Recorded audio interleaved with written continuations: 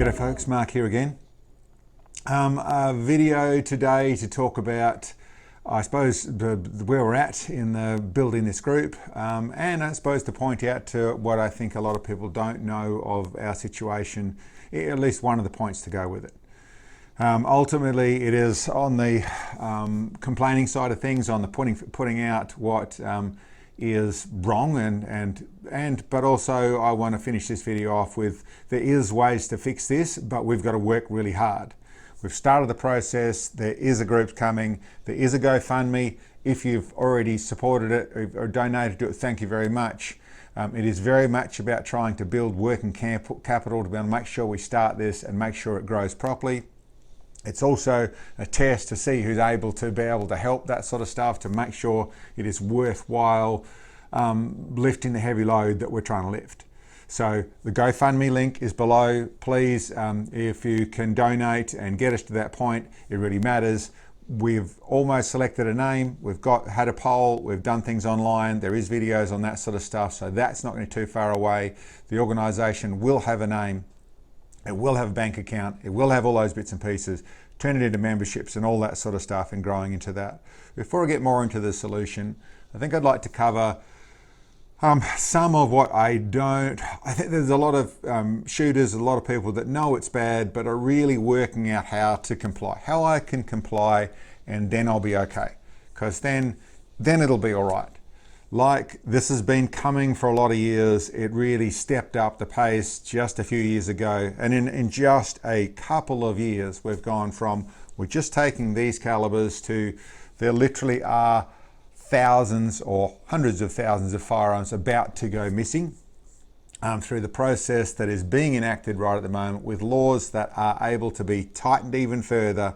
And really, there is pretty clearly and obviously a mandate in that structure in the police force to remove all firearms from civilians. Now, a lot of people, I don't think, believe that. They think that's rhetoric. That's just something saying to scare you, to make react. And maybe there's even a big hunk of this part of the police force that believe the same thing. There is, if you actually go through and analyse things properly, you realise, no, it's far, far deeper than that. The simple thing like clubs, and they'll force everyone to clubs and you just end up being members of clubs. Most people don't know probably is that it looks like at least 50% of the clubs in Western Australia are going to be closed inside the next year. They have changed rules, they've changed conditions, and a lot of clubs are not, their grounds they're using are not going to be able to pass the new set of guidelines they have to work with. Maybe there's a workaround, there appears to be none, and there is very much a feeling that there is about to be, like I said, approximately 50%.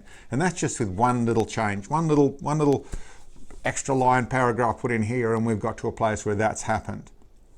But here's another thing I'd like you to think about a little bit. Maybe some people do know and some people don't know, but that is that we have a police force that has, amongst other places, it has smart cameras. Cameras that recognise number plates, cameras that recognise faces to some degree, and other cameras that recognise things. Now they've been in play for a fair few years now, but only getting smarter and smarter. And from my understanding, starting to use AI so they can be smarter still. So they're growing to this sort of stuff. I heard recently of someone driving down a highway, Albany Highway, and while reaching over to plug in their phone, not using their phone, plug in their phone, to make sure that it was charged, not taking a phone call, but that they received I don't know if it was an email or a letter in the mail, but they received a warning that a camera photographed you. There was a picture of a very clear picture of the person with the phone in their hand. The phone was black, so it wasn't being used, but with the phone in their hand, which was a warning. You've been spotted, be very careful, we'll fine you, and we'll fine you severely just after that if that phone was on. So this is what smart technology is doing, but here's another little detail we've moved into right now. The police, in driving those sort of patrol cars, can recognise your car with your number plate, which also means as you become more a part of this system and you have a licensed firearm, you're a licensed firearm owner, then they can actually, that system, not the police officer, that car can pick you out of the crowd as a licensed firearm owner. And I want to follow this through a little bit more. Only a couple of weeks ago, we had the police doing random checks, not random checks actually, they were checking everybody that was coming, every firearms owner that was coming out of a range. This is up north a little bit, but there was definitely, this happened, this was reported it happened. They were getting pulled up and their cars were getting searched, which we have laws right now in Western Australia that yes, the police can just search your car. They don't need to anything other than to ask to, and you must let them search your car. And they were searching the car to see that the firearms were stored correctly. Now we have these new regulations that have come in that means that you have to store your ammunition separately to your firearm when you're traveling in the car. And this isn't about getting out of your car and going away. This is even if you're getting in a car and going straight from your garage to the range, get everything out. Well, in that journey, you need to have your ammunition separate to your firearm in a locked vessel that's difficult to remove from the car. So a lanyard or somewhere other where it's actually attached to the vehicle so it can't simply be stolen. You need to have your bolt removed from the bolt action rifle. You need to have a trigger lock on it, whatever you need so that it's disabled and separated from your ammunition. So all things that are realistically able to be, every single one of these things, if you don't do it, it's an offence.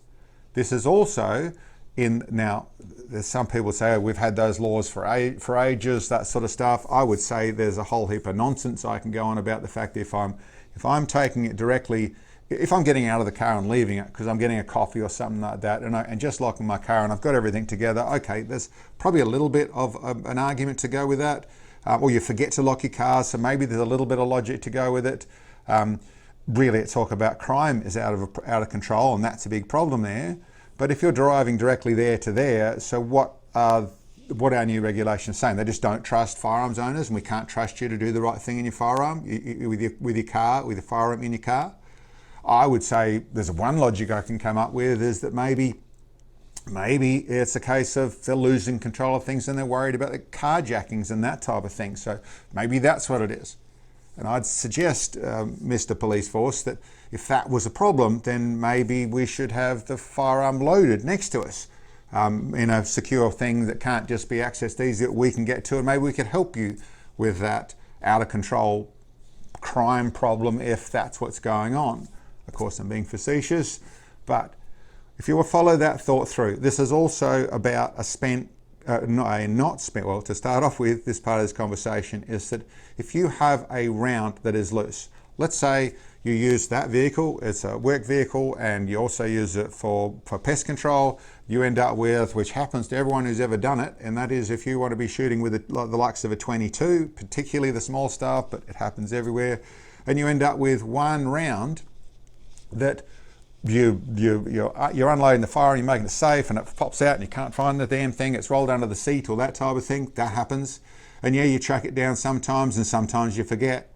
In that situation, you are going through a search because you have been picked up as being a firearms owner, and there's been go out and pull out some firearms owners and inspect their cars and just make sure they're doing the right thing so you can advise them of what they should or shouldn't be doing.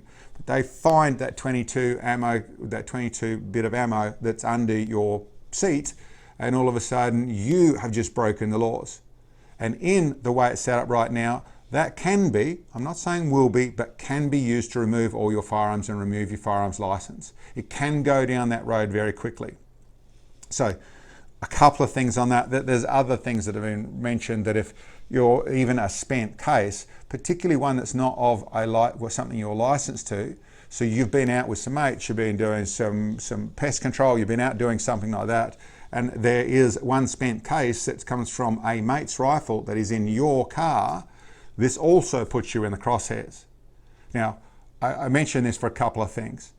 The tie-in of this obviously moves into digital IDs as well, but this just prior to digital IDs, this tie-in of smart cameras, of AI, that side of things, that gets used in a place to deliberately put you in the wrong situation, being a firearm owner, is in play. This is something that is not only possible, it is at the beginnings of happening. Now, obviously, all it takes is for you to react badly in that situation, or to you to get caught out and then react badly because all of a sudden you're in shock or in fear of losing your firearms, that sort of stuff. I'm giving you this heads up, but be cautious about making sure you've got everything right. Ultimately, yes, these rules are absurd. I see these rules very, very simply. There's like so many rules attached to this whole process. It's not about a logical process. It's not driven from in my mind at least, it's not driven from the process of this is making things safer. It's making sure there is a enormous amount of ways that you can have your firearms taken off you completely legally, because that's how the book is written. There's places at the range now, when you go and sign at the range, you have to sign in not just with your name and your signature and then your club number, which attaches to everything, but now you have to write in your full license number. But tell me that's not for any other reason than making it more awkward. So you do that, oh, just to get it easier, if you just put the chip in my neck, wouldn't you? And then you just wave the wand over me and do it that, because it's just too hard the way you otherwise have to do it. This is the same sort of thing. Make it too hard. Like getting licensing, make it too hard. Make you feel like a criminal. You want to give up your firearms. This is not about safety by any means. This is not about responsible gun laws or regulations. This is about give us your guns and just go and do something else. Get another hobby. That's what this is designed about. Really wake up and see that. Now, of course, this is not just about firearms. This is where the canary in the coal mine, like I've said so many times. This is very much the beginning of a lot more.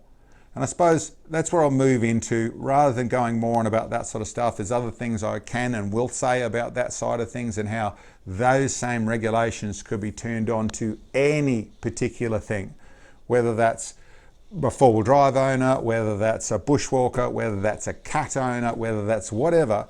You throw that just change a few of the titles in what that's been put forward, and the government has complete control, and it is being let happen because they are out of control to the largest degree.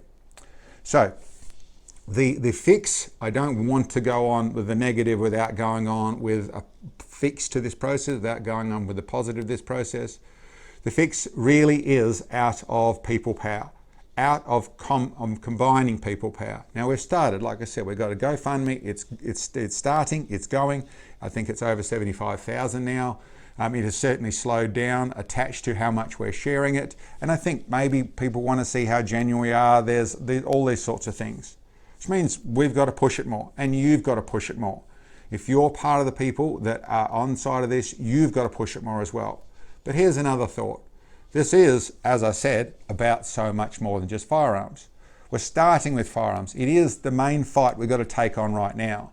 But it doesn't mean other fights aren't just as relevant. It doesn't mean we shouldn't be getting big enough to be able to take them on rapidly also. So I've always put forward that that's where we should go. But my comment would be, why don't we start there to some degree? Why don't we get big enough with enough numbers? We're all on each other's side. That's the only way we're going to fix this. We've all got to get together. So I'll do what I can, you do what you can. And that means reach out to, you've got someone who's in the fishing industry, and this is social media I'm talking at the moment. It could matter everywhere. This is also groups and chapters of groups and things that do this sort of stuff. Fishing, four-wheel driving, farming, bushwalking, nature loving, recreation, or I should say recreation loving of all forms. But when you go into protecting our native flora and fauna, where it goes into, well, listen, wanting our schools to be doing the right things. All of those situations, the recreation is important. One of the things that's brought up with the name is recreation. Yes, it's important, but it doesn't encompass farmers and it doesn't encompass professional fishers. So it means that it's not rights are far more a relevant thing. But if you can reach out to those groups and get, listen, one or two or three of those people over there to react. Social media is certainly the main media strength that we have at the moment. So if you know a channel that's in whatever it is, whether it's in cars, it's in four-wheel drives, it's in farming, it's in fishing, it's in whatever it is that you think's in the same place, comment to them, reach out to them. If nothing more on a comment in their latest video, why don't you have a look at this? They're welcome to contact. I have contact details and email address. There is contact details that we will put more in as soon as we get a name very shortly. You'll be able to contact us. But you contact us, and all I'm really asking for at this moment, at least, as much as being combined as much as possible, it's absolutely the goal. At this moment, just to mention, there's a group coming, probably worthwhile investing in. It is a way to fix this. This isn't going to go away by us wishing it away. It isn't going to go away because it should, which I think is where a lot of people sit. They're still a little bit shocked and in awe that it could be this bad. This is the lucky country, and this is the good West Australia or good Australia I live in.